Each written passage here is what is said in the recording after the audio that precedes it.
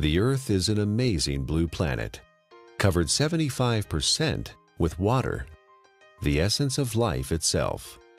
Without water, life would not exist. Water makes our planet unique in our solar system, and the presence of water is what astronomers look for in their search for life on other planets. Like the Earth, the human body is also, on average, 75% water.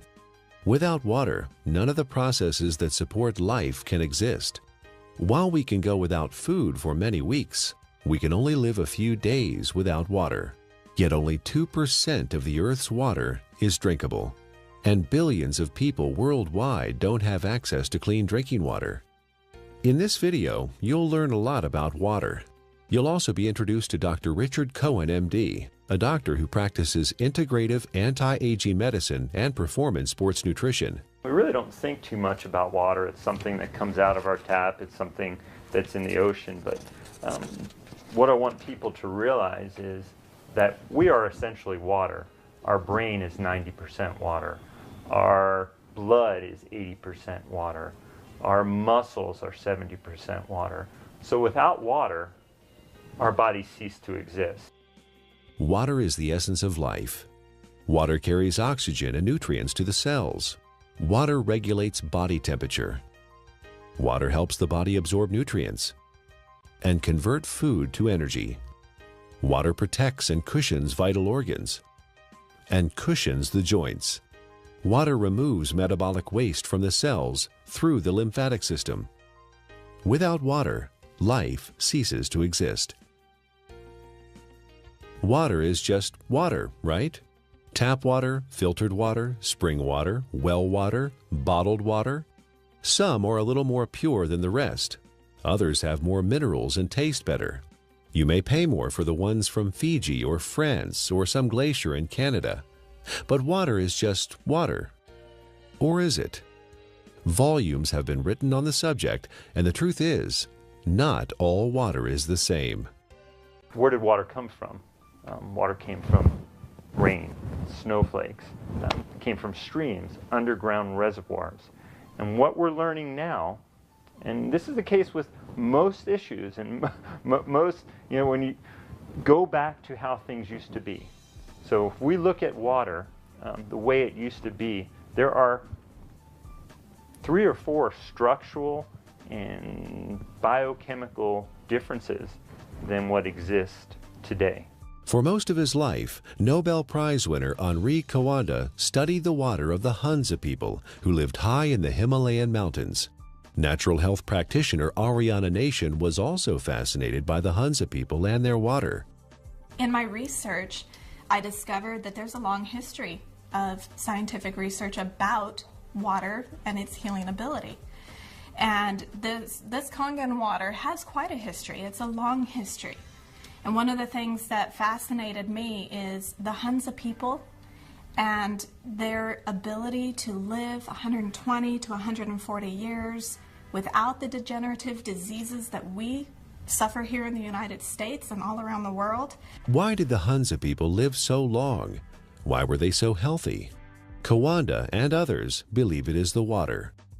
Their water came from glacial streams, and it had very unique properties. It was microclustered. It had a different viscosity and surface tension.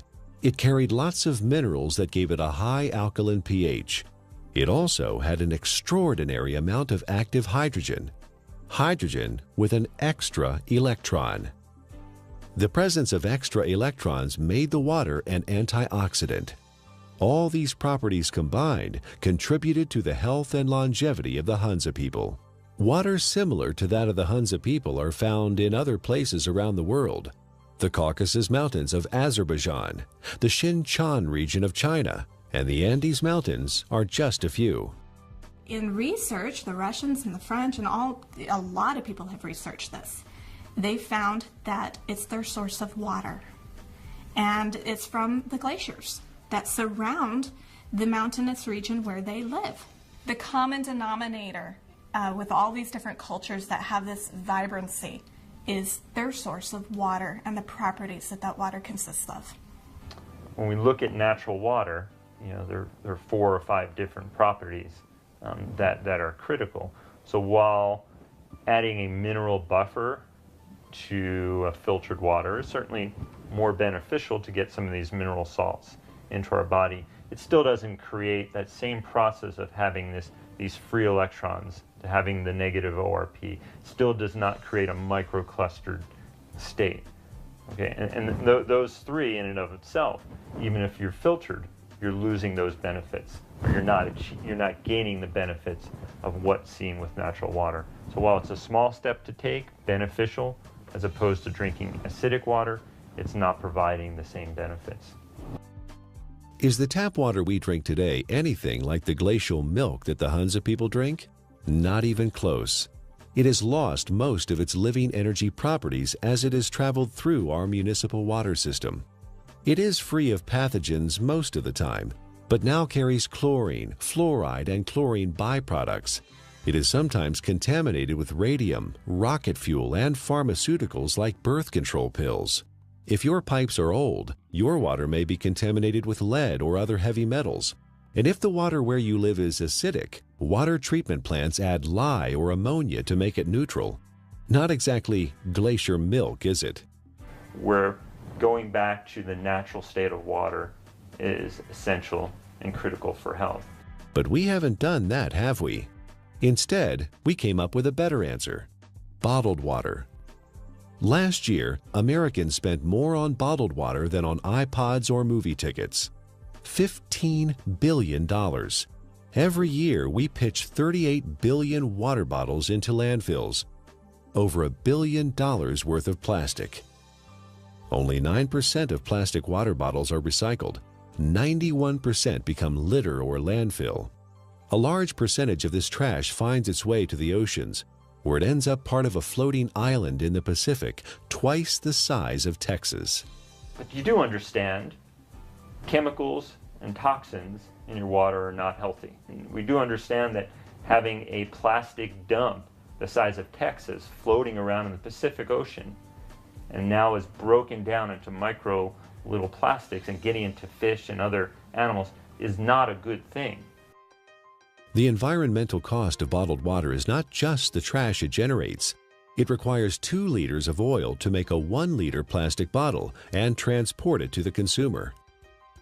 Spending thousands of dollars to ship water from Fiji to drink in the United States, and the energy that requires to do that is ludicrous.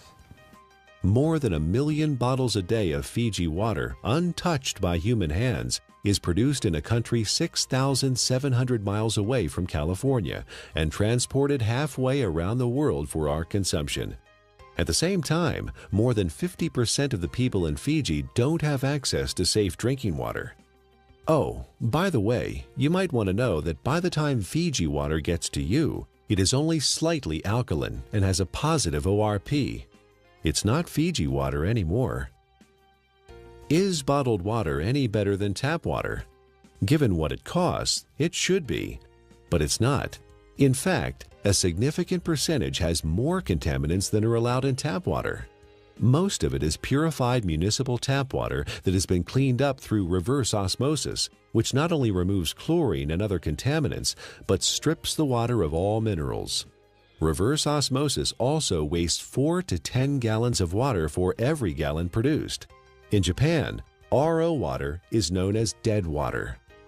Nearly all bottled water we tested came out as acidic. Even spring water that should be alkaline came out acidic.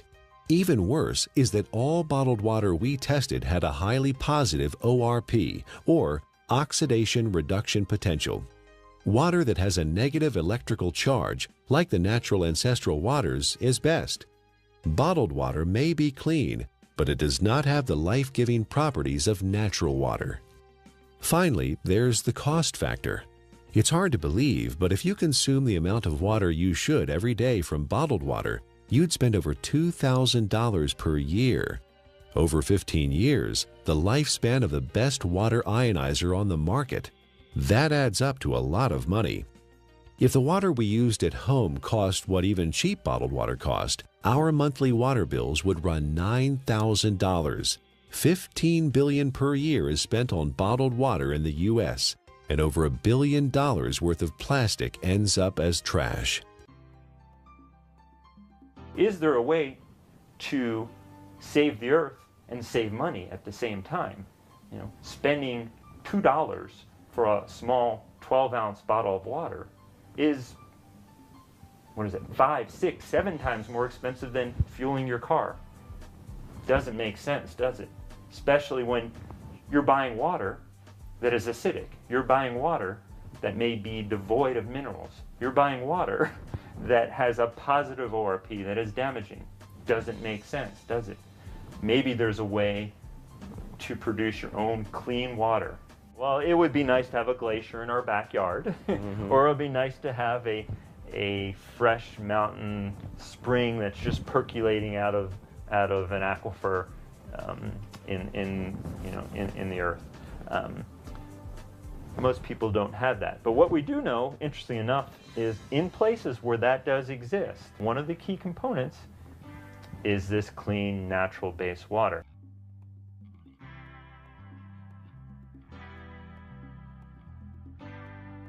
If you care about the earth and your pocketbook and are currently drinking purified bottled tap water, get a carbon filter for your faucet and use a safe, reusable water bottle. However, if you want to improve your health, drinking ionized alkaline Kangen water is a better choice. Like natural ancestral waters, it is microclustered, contains alkaline minerals, and has a negative ORP, making it an antioxidant, and it costs a little more than $1 a day for unlimited amounts.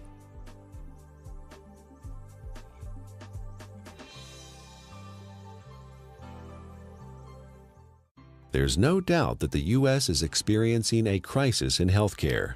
We spend more on healthcare than any other country, but rank just 37th out of 191 in performance.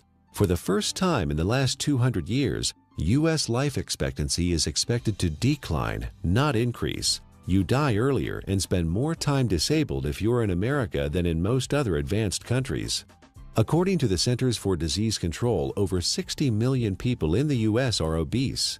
That's 34% of the population. 50 million people have high blood pressure. 13.5 million people have coronary heart disease, with 1.5 million suffering heart attacks every year. 16 million people have type 2 diabetes. 41 million are pre-diabetic. 95,000 people are diagnosed with colon cancer each year. The solution? A pill for every ill and an ill for every pill. The pharmaceutical industry is a $680 billion giant, and our lifestyle keeps them in business. Eat, drink, and be merry, then call 911 for a surgeon. Fortunately, we are experiencing a paradigm shift, a sea change in how many people view their health, from treatment of symptoms to prevention and optimal wellness, from disease care to health care. Many experts in new medicine or new biology believe that dehydration and chronic acidosis are the underlying causes of many diseases. They believe we are chronically dehydrated on top of being overly acidic due to our modern diet and lifestyle. These two factors combined set the stage for the development of most, if not all, illness. Most people don't believe that dehydration is a problem because they drink fluids, coffee, tea, soda, etc. But chronic dehydration has no obvious symptoms. It's not like the man dying of thirst in the desert, and you can be chronically dehydrated even if you think you are consuming enough fluid. Adequate hydration is critical to how our body functions and heals itself, and water, pure water, is the natural way to stay hydrated. What we need to understand is what is water and what is not water. We as a civilization, or as a modern civilization or modern culture, have begun to think of water as tea, as soda, as milk, as energy drinks, as coffee. It has water or liquid substance to it, but it is not water. Okay? Even what comes out of our tap and what is in the bottled water. While structurally may be the water molecule, once we understand how water exists in its natural state before modern times, we'll realize that even that is not necessarily the water that our body evolved to exist on. How can one determine if they're drinking enough water is the question. First thing is, if you're thirsty, you're way behind. Okay, that's a clear point. Our thirst mechanism doesn't kick in until we're already slightly dehydrated. So if we wait till we get thirsty, then we are already beginning to become dehydrated and might experience symptoms like not thinking quite as clearly, or beginning to feel fatigued, or muscles may cramp up. May even start to feel hungry. And a lot of times hunger is really a sign of thirst. We are born 95% hydrated. As we grow up, we lose a little more water every year. When we reach middle age, we're about 70% water. In our 60s, maybe 60 to 65%. A steady decline until death when we are just 50% water. There are several signs of chronic dehydration that arise when the body enters survival mode and begins to preserve water for the most vital functions. There are 5 distinct conditions related to chronic dehydration where the body begins to ration water: asthma, allergies, hypertension, constipation, and type 2 diabetes.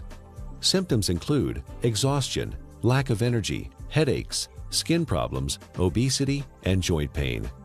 Finally, and perhaps most importantly, the acid-alkaline balance of the body is disrupted, leading to chronic low-grade acidosis and a host of modern diseases related to that condition. Don't wait until you're thirsty. Have a glass of ionized water. It's microclustered, alkaline, and contains active hydrogen and bicarbonate buffers. Critical is first thing in the morning, wake up and have a big glass of water. Make sure you drink a big glass of water through the day and see how you feel. It's sometimes incredible, and the effects can be very dramatic because people have never really had clean, natural water.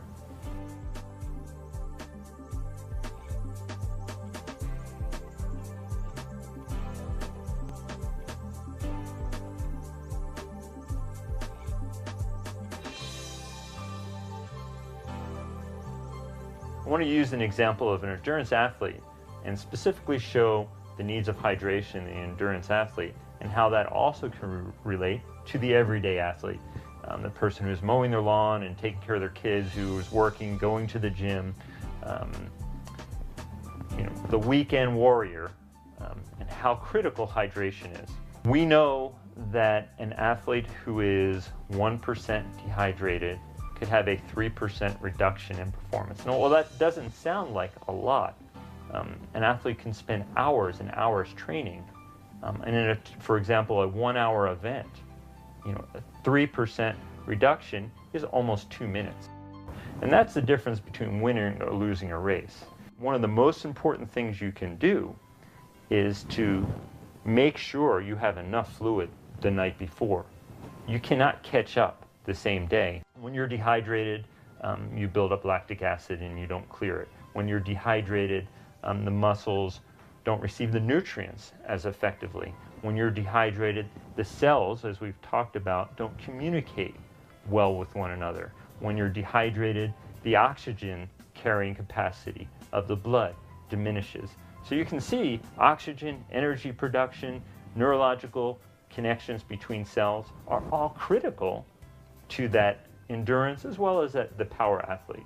Taking that example of the endurance athlete to the everyday person, you can see how you can become fatigued. You can see how your thinking may not be quite as sharp as it needs to be. You can see how hunger could play a role, or you begin to yawn, or your muscles are a little bit tight from sitting in the same place throughout the day. Hydration is critical. It's critical to the athletic endurance performer. It's critical to the everyday endurance athlete who wants to make it from the morning to the night as effectively and efficiently as they possibly can. Alkaline ionized water is a great choice for hydration for competition athletes, recreational athletes, and everyday people because it is microclustered, and the free hydrogen and bicarbonates help neutralize acid buildup and toxins.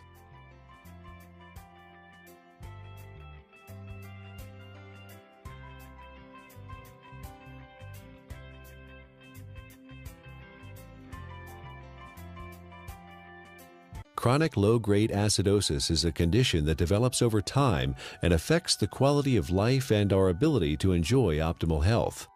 It starts with our diet, acid-forming foods and drinks. Our sedentary lifestyle, poor digestion, and poor elimination add to the problem. The fluids between and within our cells become more acidic. To maintain balance, the body mobilizes buffers, minerals, and hydroxyl ions from the bones and other tissues.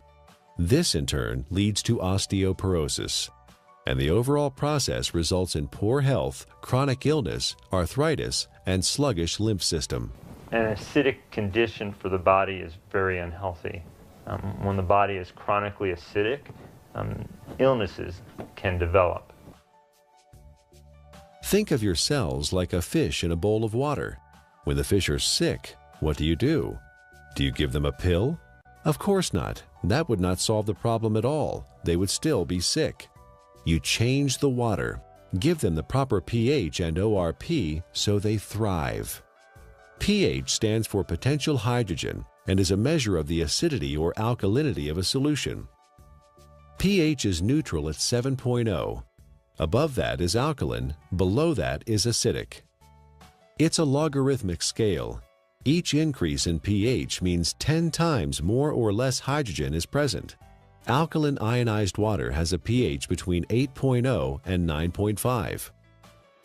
Your body uses a system of buffers to keep the pH of your blood in a tight range of between 7.35 and 7.45, slightly more alkaline than pure water. The body relies on a very tight level of pH, or hydrogen atoms, to control lots of function within the body.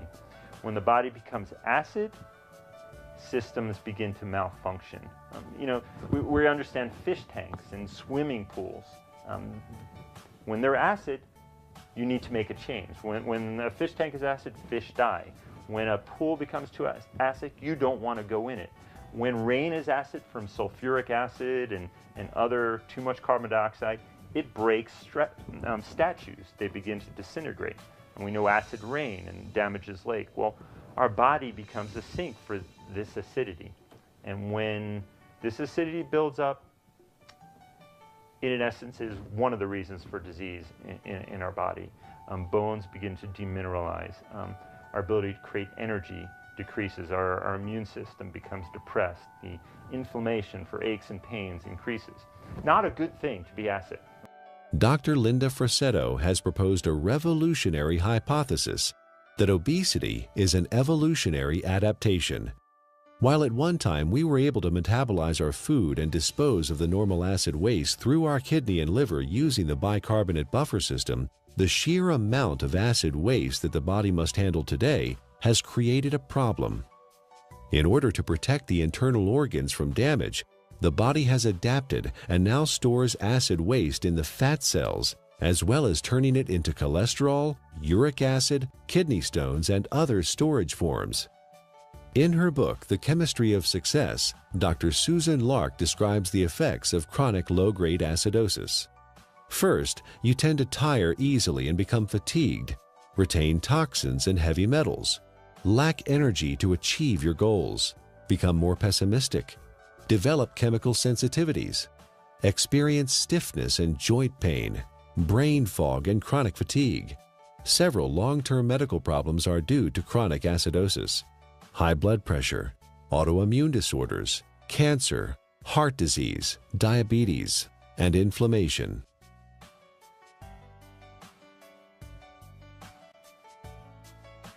"80% of the foods we consume leave behind acid waste that the body has to deal with. A trip down the modern grocery store aisle finds very few alkaline-forming foods. Even the foods we think of as wholesome and nutritious leave behind metabolic waste products that are acid. And of course, junk food falls into the acid-forming category. Most of the fluids that people consume today are acid. Sodas contain citric acid, energy drinks, phosphoric acid, and caffeinated beverages, and coffee, and many different commercial teas. Sugar, acid. Tap water, acid. Not a good thing for our system. Natural water is alkaline. Fruits, vegetables are alkaline. Stress-reducing activities are alkaline. So you see the link here. Things that are beneficial to our body tend to be alkaline creating. It allows the body to buffer damage of its processes of energy production. In addition to our diet, there are several ways our modern lifestyle increases the acid load on the body. Physical and mental stress reduce oxygenation and blood flow and increase muscle tension. Strong emotions like anger, fear, hostility, anxiety, or excitement. Vigorous exercise, which produces lactic acid, pyruvic acid, and CO2, decreasing muscle pH. Frequent airplane travel with cabin air lower in oxygen and higher in CO2. Over-the-counter and prescription medicines and vitamins. All these things produce more acid for the body to deal with. Consuming more acid is like consuming and sucking life out of your system. You have a certain ability to buffer that, and you will break down. So water in its more alkaline state, it provides it more of a capacity, to handle some of the stressors of life that we face, or the choices that we face.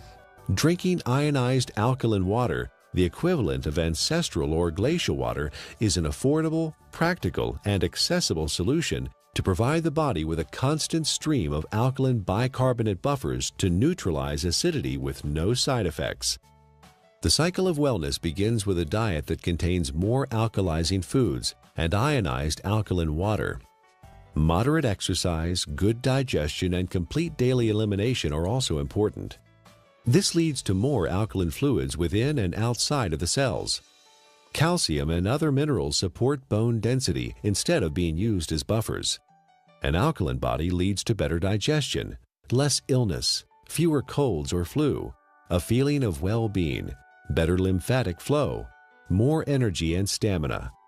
Alkaline ionized Kangen water provides hydration, alkaline buffers, and antioxidant activity, which keeps the body in homeostasis, allowing it to heal itself.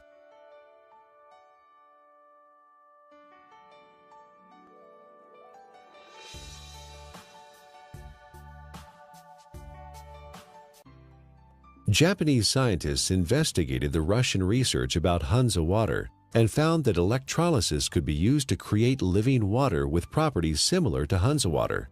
This is now known as functional water, micro water, ionized water, or Kangen water.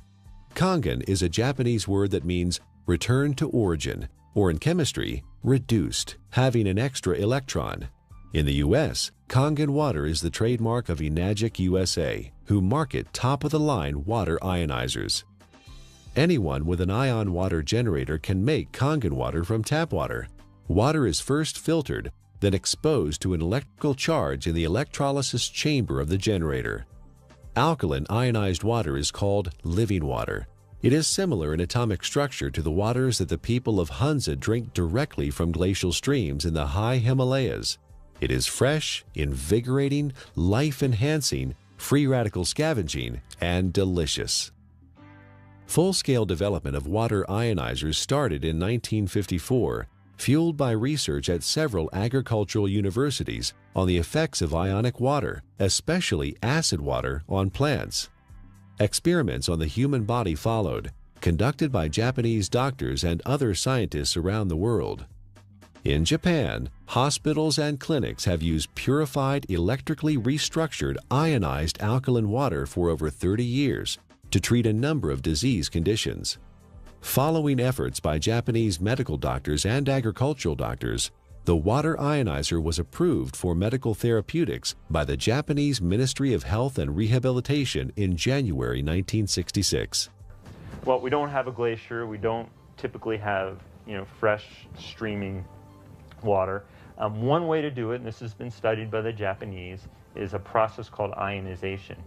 It's actually running some electricity through the water, and it breaks the filtered water into some of the natural properties. It provides the microclustering. It increases the alkalinity. It provides a high ORP, or these free electron states, to the water. So in a lot of ways, we're getting some of the similar properties to natural base water. It even changes the molecular structure. We can see a more health-giving pattern when looked under an electron microscope. So ionization is an option and a choice for many people if you don't have a glacier. So the Russians discovered the property of the water, all these properties, and they developed an electrolysis system. They found a way to actually separate the water and get these properties. And the Japanese improved upon this process and improved upon it, and have come up with the best ionizer available now. And I really do appreciate the work that the Japanese have put into it because of the diligence and the care that these ionizers are made with. Numerous peer-reviewed scientific studies have been performed in well-respected universities and hospitals around the world, which show the benefit of alkaline ionized water. Some of those benefits are weight loss, releasing toxins and stored body fat, normalize blood sugar, support healthy colon function, resolve urinary tract infections, relieve asthma and chronic respiratory conditions, stop abnormal gut fermentation, reduce proliferation of candida, fungus, and undesirable microforms, reduce chronic pain, improve wound healing with oxidizing acidic ion water. The most important thing, we don't want to drink water that has pollutants, and that could be harmful to our system. So when we're drinking water, it would be nice to know that what you're drinking is clean. The first step to creating alkaline ionized water is to have clean source water. Enagic's Kangen water generators use an activated carbon filter that removes chlorine, volatile organic chemicals, pesticides, herbicides, benzene, trihalomethane compounds, radon, solvents, and many other man-made chemicals found in tap water. Ionized water is pure or virgin water. Everything water has been exposed to leaves an electromagnetic frequency signature or imprint. Ionized water is virgin water because the EMF have been reset. There are 4 very specific properties to these healing waters that are found in these mountainous regions that are flowing from the glaciers. And there's been a lot of research on this. The Russians discovered it, and they discovered a way to make it. And those 4 properties are, it's hexagonal, and what that basically means is it's shaped like a snowflake. You look at it under a microscope. It's beautiful. It's crystal structured. Ionized water has been restructured. The water molecules cluster in groups of 4 to 6 instead of the normal 10 to 15. Nuclear magnetic resonance has documented this difference. The reduction in cluster size helps the body absorb ionized water more quickly and efficiently. Also microclustered, micro meaning small clusters. It's broken down very small so the body can easily absorb it. It's very bioavailable. It was very alkaline. pH is around 9.5. Some were found at 9.0. So it really helped the body as far as not adding acid waste to the body and helping to keep the body very alkaline. You may hear a term, it's called clustering. The water molecules naturally exist in a cluster, and some people call it hexagonal, which would be 6. So they naturally exist in a cluster of 6 water molecules. The water as found through taps and commercial water sources is a much larger cluster of water molecules. There are many beneficial properties to that, and it enhances the body's ability to hydrate. I was really excited when I started actually to quote-unquote play with the water in my own kitchen with different supplements, with powders and tea and oil and all the different things that I worked with. And you could really see the life to the water. I could put, for example, my green vegetable powder drink in Kangen water versus a bottled water and a tap water, and actually see that this water has an energy to it. In fact, it will stir itself and become very, very absorbable, and you can watch that happen within the water. You can watch it make tea instantly, whereas other waters cannot do that. It cannot get in and penetrate those nutrients and pull those nutrients out and put it right in the water where you're drinking it, where it can then go in and penetrate your cell walls at that same level. Many people complain that they find it difficult to drink large amounts of water because it makes them feel bloated and heavy. Regular water, tap or bottled, is composed of large clusters of water molecules and has no life energy or electrical charge. It sits in your stomach like a stagnant pond. In contrast, drinking ionized alkaline water is easy because it tastes much better than tap or bottled water, and the smaller molecular cluster size and life energy it carries allows it to be absorbed more quickly. And the other feature is it has a negative ORP, and what that stands for is oxidation reduction potential. Not to get real big and fancy, a lot of people are like, oh, what is that? It is the ability of that water to reduce the oxygenation of the body. And the property of the water that actually gives it this negative ORP, or the potential to reduce the aging in our body, is the active hydrogen that it consists of. ORP, also known as redox potential or oxidation reduction potential, measures the tendency of a molecule to gain or lose electrons. It is measured in millivolts. When a substance has an electron to donate, it measures with a negative charge. When a substance loses an electron and is positively charged, the ORP is plus. Negatively charged substances act as an antioxidant. Positively charged substances act as oxidation enhancers. What we have learned to understand is this water in its energetic state has an abundance of free electrons. Okay? The Earth is loaded with free electrons, and where that comes from is lightning strikes. Okay? So we have all this energy potential in the Earth that's imparted to the water, and when we consume the water, you're basically consuming a antioxidant. We know vitamin C, vitamin E, all these particular nutrients that you may take. In its natural state, water has a similar or even perhaps more powerful ability to quench out free radicals or inflammatory processes that may occur from natural processes within our body to create energy, to fight infections, as well as to quench out some of the destructive things that we may do in our modern life, from pharmaceutical agents, cigarettes, alcohol, over-exercising, stress. Water can help buffer that in its natural state. Like natural ancestral water, ionized water holds a measurable negative electrical charge. This is what gives the water vitality or life energy. Almost all other drinking water available to us has a positive charge, which means they are oxidizing agents. Only negatively charged water can efficiently flush out toxins and poisons in the body at the cellular level and neutralize free radicals. A free radical is a molecule of oxygen that has lost an electron and is positively charged. It is also known as active oxygen. This active oxygen is hunting for a replacement electron from somewhere else in the body. Active oxygen damages the cell membrane and even DNA. Antioxidants produced by the body and from our food provide free electrons to stabilize active oxygen-free radicals. Ionized water is one of the most powerful antioxidants known. Ionized water has millions of hydroxyl ions per glass. No other water has this incredible benefit. Acid alkaline is the amount of hydrogen that's present. When there is tremendous amounts or a large amount of hydrogen, a system is termed acid. The pH is considered low. When there is lesser amounts of hydrogen, it's alkaline. The second component of water in its natural state, as we just spoke about, was having natural minerals. Okay?